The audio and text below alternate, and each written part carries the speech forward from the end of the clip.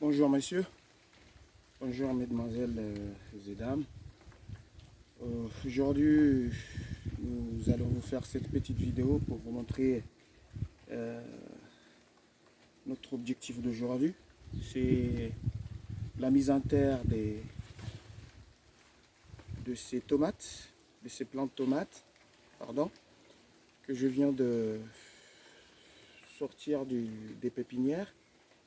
C'est une variété qui n'est pas comorienne, c'est une variété française, je dirais, parce qu'elle porte le nom de cœur de bœuf.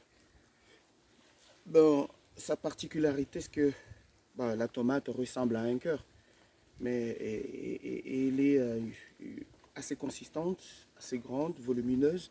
C'est une tomate qui a moins de graines et plus de chair à l'intérieur.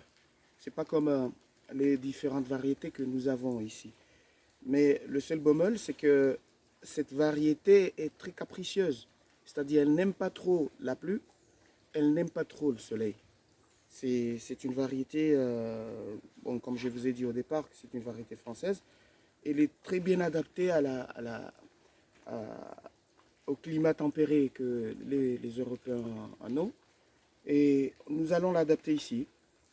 Mais là, il faut beaucoup plus de précautions et d'observation, hein, de surveillance aussi, parce que ça va se gâter rapidement.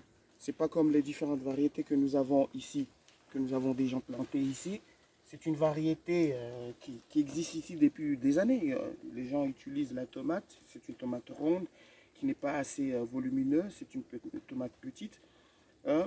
Mais les agriculteurs l'adorent parce que ça produit beaucoup. C'est-à-dire, il y a beaucoup de fruits, hein, qui sortent de cette variété.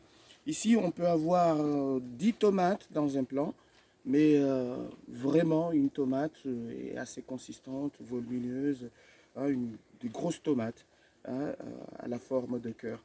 Donc, nous avons préparé une parcelle pour ça. Nous allons essayer de planter le maximum aujourd'hui, hein, juste pour espérer, parce que la pluie est là, hein, on n'a pas besoin de faire des arrosages, parce que ça demande beaucoup d'eau, beaucoup d'arrosage, hein, beaucoup de surveillance et aussi beaucoup de matière organique pour la permettre de se développer rapidement, hein. On n'a pas laissé la nature faire son travail, mais il faut booster. Il faut booster pour que cette variété puisse donner les rendements escomptés. Voilà, mesdames et messieurs, je vous remercie pour cette petite vidéo. Merci. À la prochaine.